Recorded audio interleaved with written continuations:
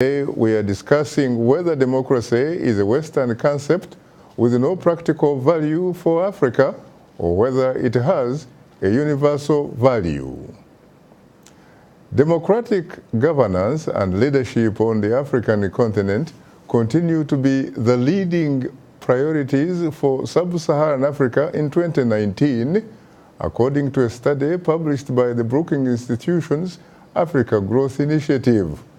But does a liberal Western-style democracy work for Africa? My colleague Ndiho has more.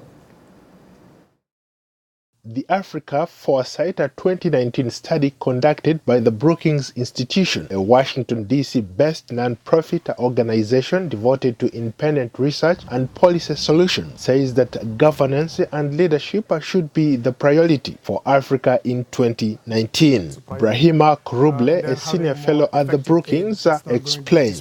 Democracy is consolidating, although the prevalence of tensions and in some countries violence suggests that there are areas for improvement. And the demographic tidal wave looms closer, but job creation has not been able to keep up. And despite continued progress on governance, more efforts are needed to eradicate corruption, and very importantly, to elevate the voice and representation of young people and women in decision-making. Building governance and democratic institutions remains an uphill battle for most African nations. Western-style democracy is being tested across the continent, especially in countries where some of the world's longest-serving leaders continue to hold power. For example, in Uganda, incumbent President Yoweri Museveni has exploited ambiguities in the law to extend his term in office as head of state, while simultaneously undermining the nation's constitution. Earlier this month, the British Parliament held a historic debate on the state of democracy in Uganda.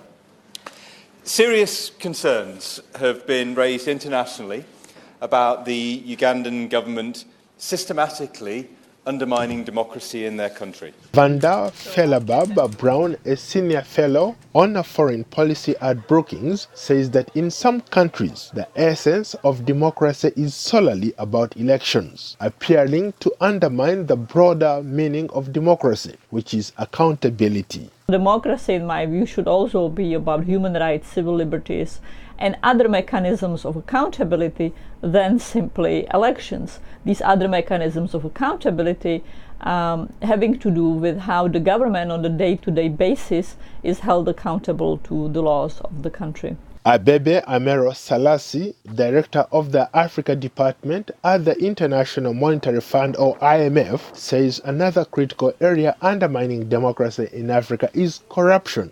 Lack of transparency often in how transactions take place, the weakness of institutions, and importantly also the impunity, as she calls it, or lack of accountability when corrupt incidents are found. So particularly the transparency side is something which we work on a great deal, and I think that's one of the ways in which we can help. Linda Thomas Greenfield, a former U.S. Assistant Secretary of State for African Affairs, now a senior counselor at the Albright Stonebridge Group, says leadership is essential for Africa's economic development. Can't stress enough the transformative effects of good leadership that is focused on delivering for the common man and doing what is right, irrespective of the political cost. And we're seeing some changes take place on the continent of Africa. We're seeing new leaders begin to step up to the forefront that we hadn't even thought of before. And Ethiopia comes to mind for me, and